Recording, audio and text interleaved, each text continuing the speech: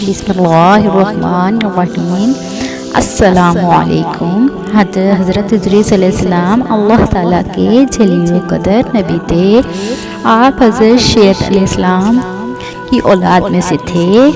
आप अलैहिस्सलाम का असल नाम अखनूक था, जबकि कुरान करीम और हदीस मुबारक में आप अलैहिस्सलाम को इदरीस के नाम से पुकारा गया है। रवायत के मुताबिक हज़रत इदरीस अलैहिस्सलाम ने दुनिया में लोगों को सबसे पहले लिखने पढ़ने और तालीम हासिल करने का दर्स दिया, बल्कि अपनी ज़िंदगी का बेशतर हिस्सा इसी दर्स व तबलीग में सर्फ किया। चनाचा लोग आप अलैहिस्सलाम को इदरीस यानी दर्स देने वाला कहकर पुकारने लगे। वो हर रोज़ पीरहन सीते थे, हर दम सीने में तस्बीह पढ़ते थे और किसी की से सिलाई की उजरत ना लेते थे।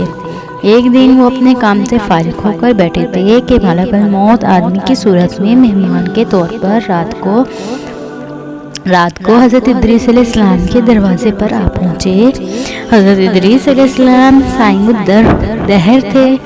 जब शाम होती तो अफ्तार के वक्त आपका खाना वहशत से आता, जिस कदर चाहते खा लेते, बाकी खाना फिर वहशत में चला जाता।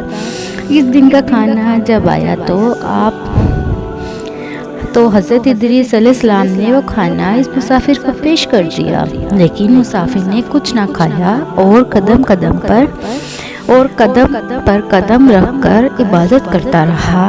हज़रत इदरीस अलैहिस्सलाम इनका ये हाल देखकर ताज्जुब में आ गए कि ये शख्स कौन है। अगले दिन हज़रत इदरीस अलैहिस्सलाम गेहूं को लेकर दोनों खाते हैं। गेहूं को लेकर हज़रत इदरीस अलैहिस्सलाम ने उससे कहा कि ए मुसाफिर, तू मेरे साथ चल, अल्लाह की कुदरत सहरा में जाकर देख। तब दोनों बुजुर्ग घर से मैदान की तरफ निकले। जाते जाते गेहूं के खेत में जा पहुँचे। हज़रत मलकुल मौत ने कहा कि चलो चंद होशे गेहूं के लेकर खाते हैं। दोनों हज़रत इदरीस अलैहिस्सलाम ने फरमाया, अजब है, रात को तो तूने हलाल खाना ना खाया, अब हराम खाना चाहता है। फिर वहाँ से दोनों बुजुर्ग दूसरे बाग में जा पहुँचे और वहाँ अंकुर देखकर हज़रत इज़राइल अलैहिस्सलाम ने खाने का कसद किया। हज़रत इदरीस अलैहिस्सलाम ने फरमाया कि गैर की मलकियत में तसर्रुफ़ हराम है। फिर जाते जाते एक बकरी देखकर हज़रत इज़राइल अलैहिस्सलाम ने खाने का इरादा किया। फिर हज़रत इदरीस अलैहिस्सलाम ने कहा कि बेगानी की बकरी को ज़िबा करके खाना ममनू है। इसी तरह 3 रोज़ तक दोनों बाहम गुफ्तगू करते रहे। जब हज़रत इदरीस अलैहिस्सलाम को लगा कि ये शख्स नबी आदम अलैहिस्सलाम मालूम नहीं होता ये कौन शख्स है, और फरमाया कि खुदा के वास्ते ज़ाहिर तो करो कि तुम कौन हो। मुसाफिर बोला, इज़राइल अलैहिस्सलाम हूँ। हज़रत इदरीस अलैहिस्सलाम ने फरमाया कि सब मखलूक़ात की जान तुम ही कब्ज़ करते हो। उन्होंने कहा, हाँ। हज़रत इदरीस अलैहिस्सलाम ने फरमाया, तुम शायद मेरी जान कब्ज़ करने आए हो। उन्होंने कहा, नहीं, मैं तो तुम्हारे साथ खुशतबी करने आया हूँ। हज़रत इदरीस अलैहिस्सलाम ने कहा, 3 दिन से तुम मेरे साथ हो, क्या इस अरसे में भी तूने किसी की जान कब्ज़ की है? वो बोले, कल जान कब्ज़ करना चाहा। हमारे हाथ में ऐसा है जैसे तुम्हारे दोनों हाथ के नीचे रोटी रखी हुई है, यानी जिसकी अजल आती है अल्लाह ताला के हुक्म से मैं तेरा हाथ बढ़ाकर इसकी जान कब्ज़ कर लेता। और बोला, ए हज़रत इदरीस अलैहिस्सलाम, मैं चाहता हूँ कि तेरे साथ रिश्ता बरादरी कायम करूँ।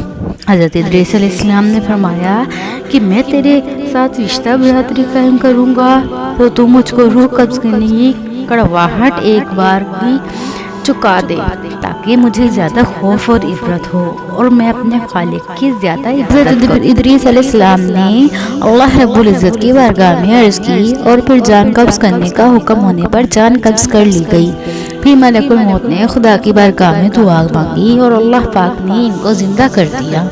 हज़रत इदरीस अलैहिस्सलाम ने उठकर मलकुल मौत को अपनी गोद में ले लिया और दोनों ने आपस में रिश्ता बरादरी कायम कर ली। फिर मलकुल मौत ने इनसे पूछा, ए भाईजान, जान करने की ये तलखी कैसी थी? वो बोले, जैसे किसी जिंदा जानवर की खाल सर से पाँव तक उधेड़ी जाती है।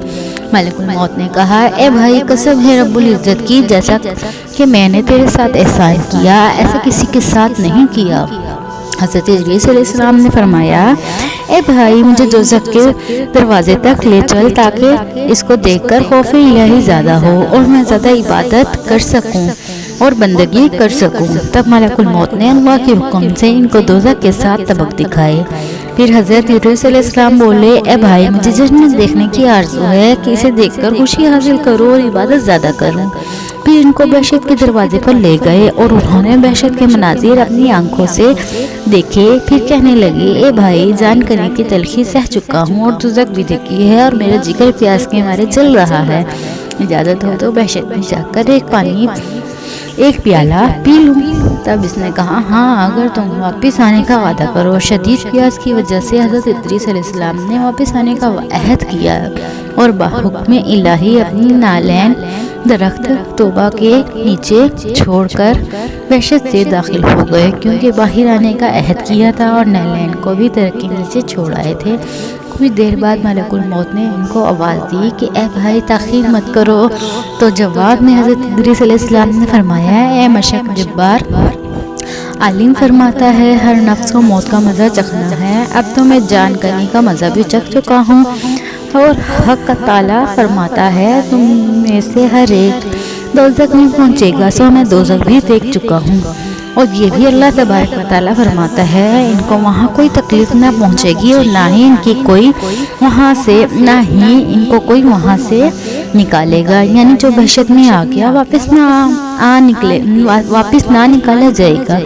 اے بھائی اب میں ہرگز نہیں آؤں گا۔ بارگاہ باری تعالیٰ سے آواز آئی اے اسرائیل تو حضرت ادریس علیہ السلام کو چھوڑ کر چلا جا، میں نے ان کے تقدیر میں یہی لکھا تھا۔ حضرت ادریس علیہ السلام موت کا مزہ چکھ کر اور دوزخ کو بھی دیکھ کر جنت میں جا رہی ہیں۔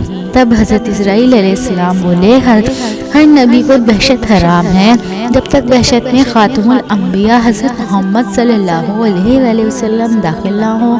پھر آواز آئی اے اسرائیل میں بہشت کو دریغ نہیں رکھتا، لیکن اول بہشت میں حضرت محمد صلی اللہ علیہ وآلہ وسلم داخل ہوں گے، بعد میں ان کی امت۔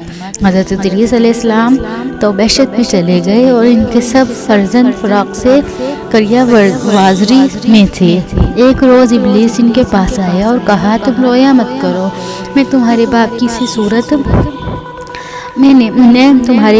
ایک صورت بنا دیتا ہوں، تم اس کو شب و روز دیکھا کرو اور پوجو، اس سے تمہارا سب دکھ درد اور غم جاتا رہے گا، تم سب خوش رہو گی۔ ابلیس لعنت نے ایک ایسی صورت بنائی کہ حضرت ادریس علیہ السلام کی شکل میں اور بت میں کوئی فرق نہ تھا، سوائے اس کے کہ یہ صورت بات نہیں کرتی تھی اور وہ لوگ اس صورت کو پوجا کرتے تھے، یہاں تک کہ رفتہ رفتہ بت پرستی تمام عالم میں پھیل گئی۔